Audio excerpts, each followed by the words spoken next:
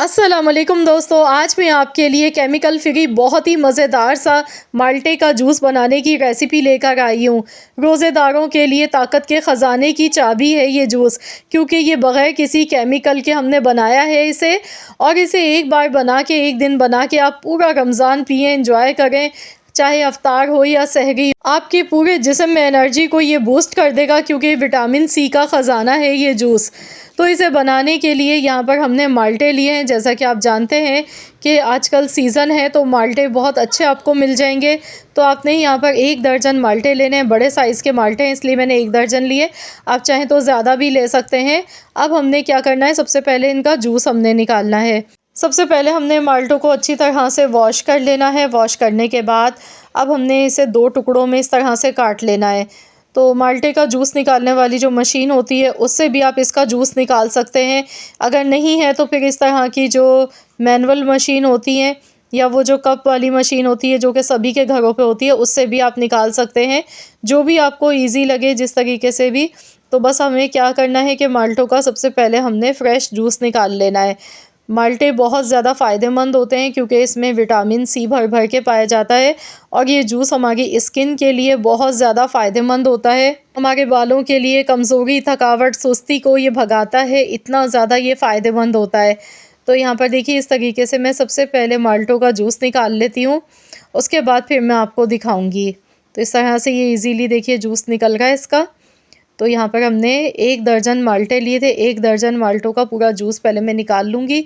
तो यहाँ पर बॉल छोटा पड़ गया था, इसलिए फिर मैंने बड़े बॉल में से निकाल लिया है। अब हमने इसमें जो अगली चीज़ डालनी है वो है नींबू। नींबू भी विटामिन सी का ख़जाना होते हैं, तो रोज़ेदारों के लिए बहुत ज़्यादा फ़ायदेमंद है।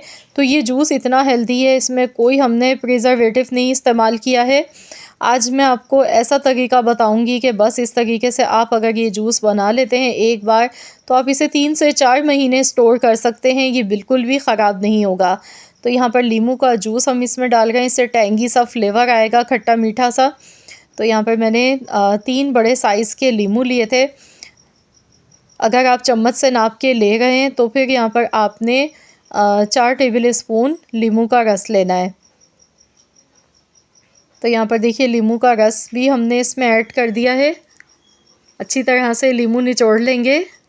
अब जो माल्टे के छिलके थे हमारे पास, तो यहाँ पर इसमें फ्लेवर के लिए माल्टे के छिलके का हमने थोड़ा सा इस्तेमाल करना है।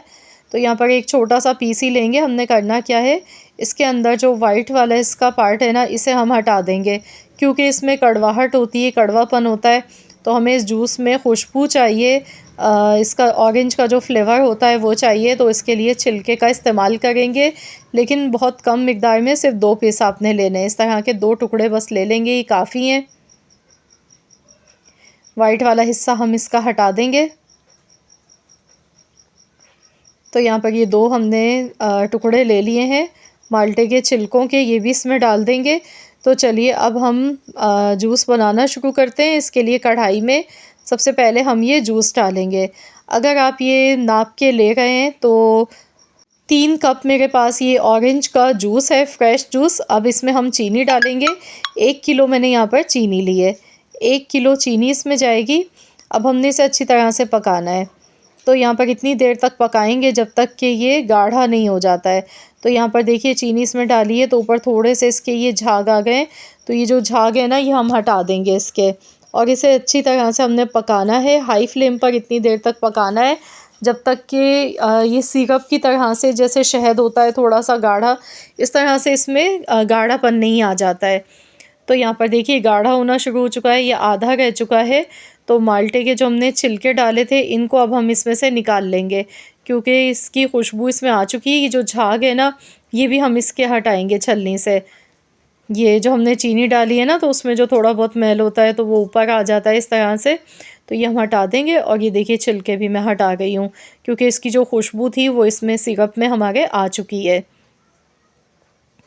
तो यहाँ पर देखिए, मैंने इसमें कोई प्रिजर्वेटिव के लिए मैंने कुछ भी नहीं डाला, सिर्फ नींबू का रस डाला है टेंगी फ्लेवर के लिए। और दूसरा ये है कि इससे इस जूस की शेल्फ़ लाइफ भी बढ़ जाती है। अब फ्लेवर के लिए इसमें काला नमक हम डालेंगे। तो यहाँ पर 1 टीस्पून मैं इसमें डाल रही हूँ काला नमक। ये फ़ायदेमंद भी होता है, हाज़मेदार होता है। दूसरा इसमें बहुत अच्छा लगता है इस जूस में। तो यहाँ पर काला नमक मैंने 1 टीस्पून भर के इसमें ऐड कर दिया। तो चलिए अब हम देख लेते हैं। ये देखिए माशाल्लाह से ये बहुत ही बेहतरीन सा हमारा जूस बन गया है, गाढ़ा होना शुरू हो चुका है। ये देखें।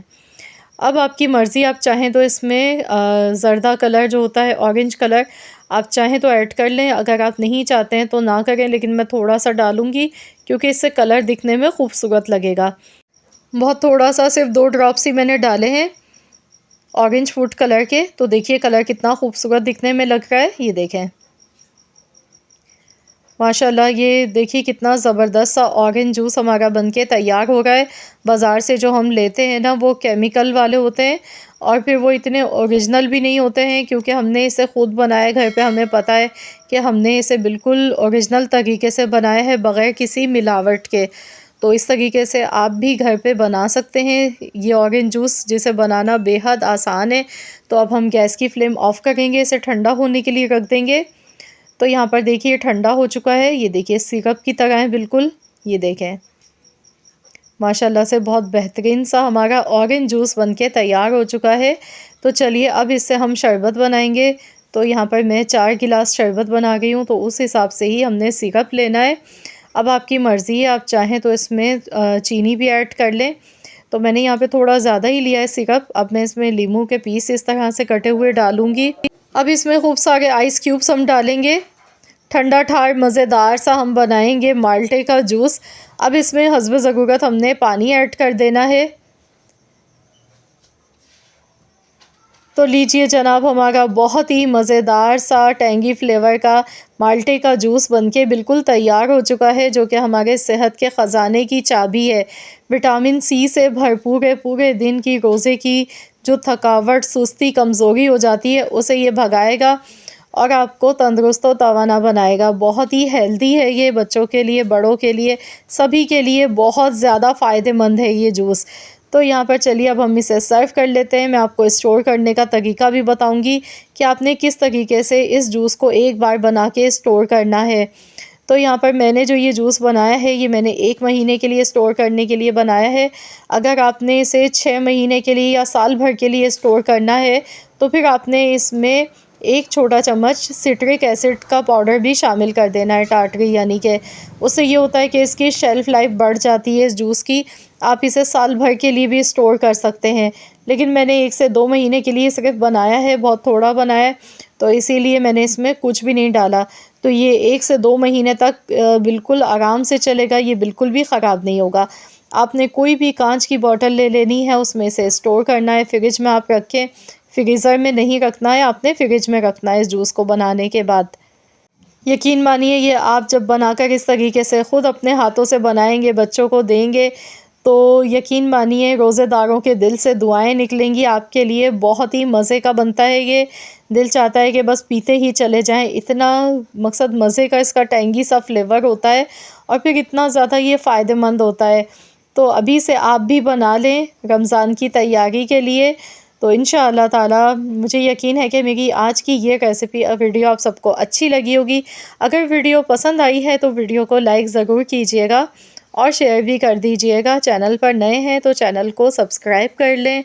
मिलते हैं इंशाअल्लाह ताला एक और नई यूनिक रेसिपी के साथ। तो जब तक के लिए अल्लाह हाफ़िज़।